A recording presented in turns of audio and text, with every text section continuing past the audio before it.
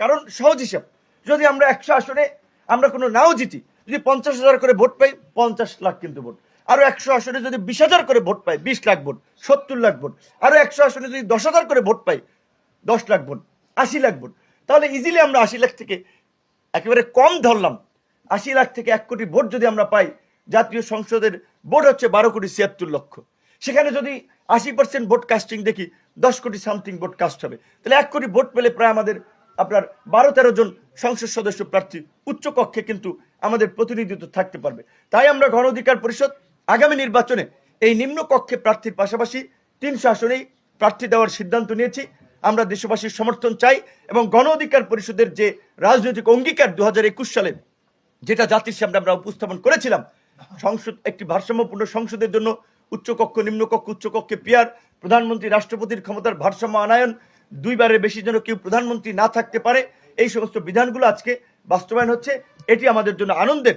এই সংগ্রামটা আমরা একটা প্রতিকূল সময় শুরু করলেও আজকে সেটি আলোর মুখ দেখছে, যেটি আমাদের সাধারণ সম্পাদক বলেছিল যে এই 2018 সালে যদি কোটা সংস্কার আন্দোলন আমরা না করতাম, শুধু আন্দোলন করা না, হামলা মামলার পরে ওই 17ই ফেব্রুয়ারি থেকে 2018 সালের ওই 4 অক্টোবর প্রজ্ঞাপন পর্যন্ত যদি লেগে না থাকতাম, এই 24-এর কোটা সংস্কার আন্দোলন হতো না, এই গণ অভ্যুত্থান হতো না, আজকের এই পরিবর্তন হতো না, বিএনপি জামাতের জন্য আজকে ক্ষমতায় যাওয়ার প্রেক্ষাপট তৈরি হতো না।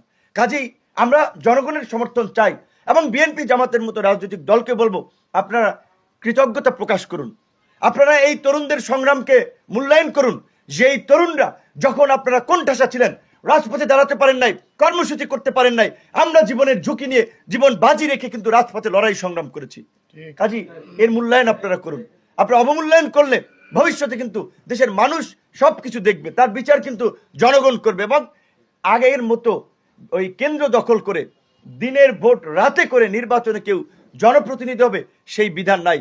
কাজী সরকারি কর্মকর্তা কর্মচারী যারা নির্বাচনে দায়িত্ব পালন করবেন, আমরা পরিষ্কারভাবে বলতে চাই, এখন থেকে আপনাদের আচরণ যেন নিরপেক্ষ হয়।